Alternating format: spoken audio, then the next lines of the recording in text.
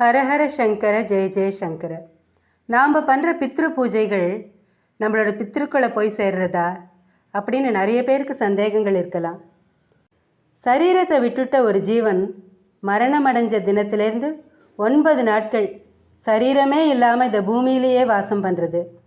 இந்த 9 நாட்களும் அந்த ஜீவனோட பசி தாகம் எல்லாத்தையும் போக்குறதுக்காக தான் விசேஷ பூஜைகளை பண்ணுறோம்.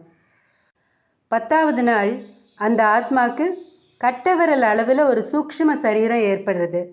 அந்த சூக்ஷ்ம சரீரத்தை உபயோகப்படுத்திட்டு அந்த ஆத்மா மேல் உலகத்தை நோக்கி பயணம் பண்ண ஆரம்பிக்கிறது.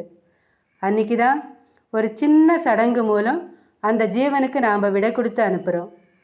அதுக்கப்புறம் சந்திரன் செவ்வாய் போன்ற பல கிரகங்களை கடந்து 6ஆவது மாதம் அந்த ஜீவன் அழகான நீரூற்றுகளும் சோலைகளும் அட்சய வடம்ங்கிற விருட்சங்களும் குன்றுகளும் நிறைந்த பித்ருக்களோட உலகத்தை அடையிறது. 6 மாத இடைவெளி விடாத பயணத்தினால களைப்பு நீங்கிறதுக்காக அந்த ஜீவன் மனமகிழ்ச்சியோட பூமியில் தன்னோட பிள்ளைகள் திதி பூஜை மூலமாக கொடுக்குற உணவை சாப்பிட்டுட்டு மனநிறைவோட தங்களுக்கு பக்தியோட உணவு கொடுத்ததுக்காக தன்னோட குழந்தைகளுக்கு ஆசீர்வாதம் பண்ணுறது. கொஞ்ச காலம் பித்ருக்கள் உலகத்தில் தங்கி இளைப்பாரி மனசு நிறைவு அடைஞ்ச அந்த ஜீவன் திரும்பியும் தன்னோட பயணத்தை தொடர்றது. தான் உலகத்தில் உடலை துறந்த ஓராண்டு முடிவில் அதே திதி அன்னைக்கு தர்ம தேவதையோட வைவஸ்வதம்ங்கிற தலைநகரத்தை அடையிறது. ரொம்ப பெரிய புண்ணிய நகரமாகிய இதோட அழகையும் ஒளியையும் புனிதத்தையும் புராதன நூல்கள் ரொம்ப அழகாக விவரிக்கின்றன. பூவுலகில் வாழ்ந்தப்போ தெய்வத்திடம் பக்தி, சத்தியத்தை கடைபிடித்தல், மற்ற உயிர்களிடம் கருணை, திருக்கோவில்களை தரிசனம் பண்ணுறது, புனர் நிர்மாணம் பண்ணுறது, புண்ணிய நதியில் நீராடுறது, பித்ரு பூஜைகளை தவறாமல் செய்கிறது, இந்த மாதிரி புண்ணிய காரியங்களை செஞ்ச உத்தம ஜீவர்களை தர்மராஜன் தங்கமயமான தன்னோட சிம்மாசனத்திலேருந்து இறங்கி வந்து கையை பிடிச்சி அன்போடு வரவேற்பு கொடுத்து சம ஆசனம் கொடுத்து மரியாதை பண்ணி அவாவாளோட புண்ணிய காரியங்களுக்கு ஏற்ப இன்னொரு புண்ணிய உலகங்களுக்கு அனுப்பி வைக்கிறார். அந்த புண்ணிய உலகங்களில் அது வரைக்கும் அவள் செஞ்ச நல்ல செயல்களுக்கு ஏற்ற காலம் வர வரைக்கும் சுகங்களை அனுபவித்து அந்த உத்தம ஜீவன்கள் திரும்பியும் பூமிக்கு திரும்பி முற்பிறவியை விட உயர்ந்த பிறவியை எடுக்கிறார். இதுக்கு மாறா உலகத்தில் வாழ்ந்தப்போ மமதையினால் பாவம் செஞ்சவாள்லாம் புண்ணிய உலகங்களுக்கு போகாமல் வேறு சில உலகங்களுக்கு போயிட்டு திரும்பியும் பூ உலகத்தில் மனுஷனாவோ இல்லை பிராணிகளாவோ இல்லை புழு பூச்சியாவோ பிறவி எடுக்கிறா.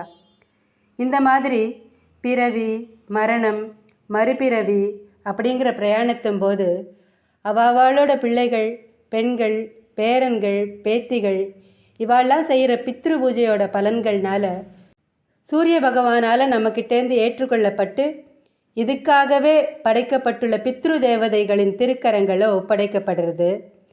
அப்படி ஒப்படைக்கப்பட்ட பித்ரு பூஜா பலன்களை பித்ரு தேவதைகள் எடுத்துகிட்டு போய் நம்மளோட மறைந்த மூதாதையர் எங்கெல்லாம் இருக்காளோ எந்தெந்த பிறவி எடுத்திருக்காளோ அதுக்கேற்ப உணவாகவும் நீராகவும் மாற்றி கொடுத்துட்றா. இதனால் பசி தாகம் இதெல்லாம் போய் நம்மளோட முன்னோர்கள் மனநிறைவு அடையரிச்சு அந்த புண்ணியத்தோட பலனை பித்ரு தேவதைகள் வாங்கிட்டு சூரிய பகவான்கிட்ட கொண்டு வந்து கொடுத்துட்றா. சூரியன் அந்த பலனை நமக்கு திரும்பி தந்துடுறார். நம்மளோட முன்னோர்களில் சிலர் மகத்தான புண்ணியத்தை பண்ணிட்டு அதோட பலனாக பிறப்பு இறப்பு இல்லாத முக்தி நிலையை அடைஞ்சிருந்தா அந்த பித்ருக்களுக்கு செய்கிற நம்மளோட பூஜையை இறைவனே ஏற்றுக்கிறார்.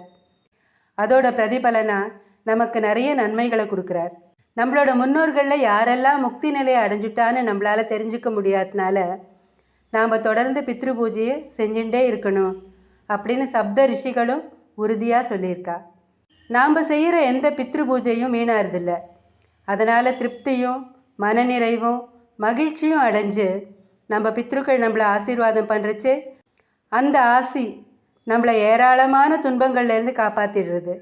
அதனால தான் பித்ரு பூஜைகளின் மகத்தான புண்ணிய பலன் அளவுக்கு அதிகமானதுங்கிறதையும் எந்த காரணத்தை கொண்டும் பித்ரு பூஜைகளை விட்டுடக்கூடாதுன்னு திரும்ப திரும்ப வலியுறுத்துகிறா.